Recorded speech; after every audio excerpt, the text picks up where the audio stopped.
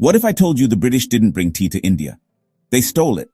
You've probably had tea today, maybe in the morning, maybe while scrolling Instagram. But have you ever stopped to think, where did this thing even come from? How did it become India's national obsession? In this video, we're diving deep into the wild journey of tea, from ancient Chinese emperors to secret British missions, and how chai ended up on every Indian street corner. Let's start with a simple question. What is tea, really? Tea comes from one plant, Camellia sinensis. That's it. Just a leafy little shrub that's been running the world for over 4,000 years. According to legend, around 2737 BCE, Emperor Shen Nong of China was boiling water under a tree when, plop, a leaf fell in. Instead of tossing it, he drank it. That accidental sip became the beginning of tea as we know it. At first, it was used like medicine. Then it became a daily ritual. Kind of like how your 1 cup of chai turned into 4 a day.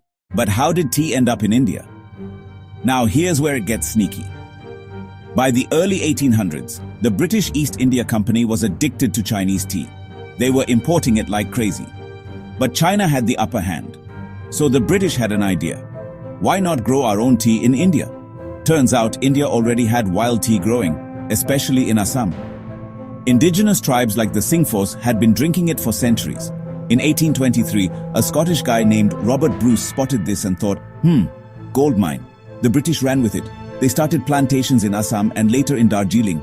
And get this, they didn't just bring seeds from China. They literally smuggled tea plants along with trained workers right out of the country.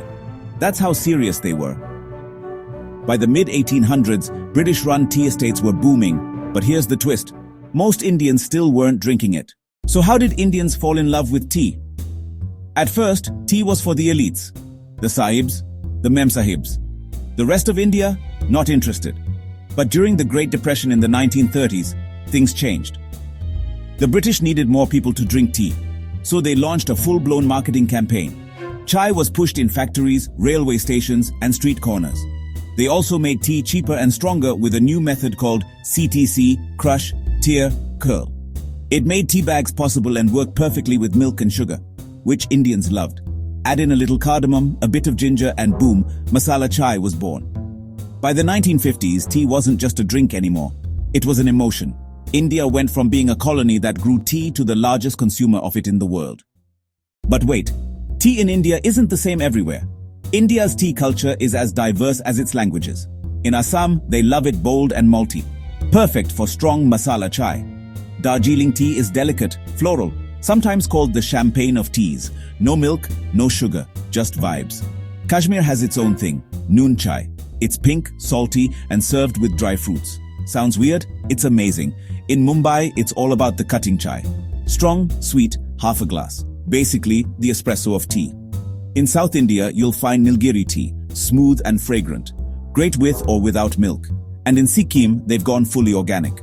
Their teas are light, golden, and perfect for people who like it subtle. No matter where you go, you'll find chaiwalas, steel kettles, and tiny glasses clinking. Because tea isn't just a drink anymore. It's a habit, a handshake, a hello. Here's the thing most people don't realize. Tea wasn't always ours. It was a tool of colonization, but we took it back.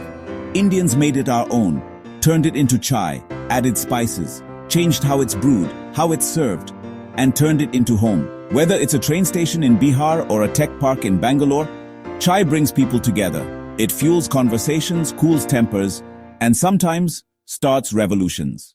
Tea is no longer just a beverage. It's a part of our identity.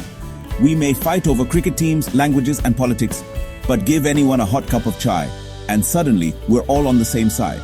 So the next time you sip your tea, just remember, behind that tiny cup is a history of emperors, smugglers, colonizers, rebels, and a billion people who turned a colonial habit into a national treasure. If you enjoyed learning about tea's incredible journey, you'll love our next video about how India's chaiwalas built billion-dollar brands. Click here to watch it next.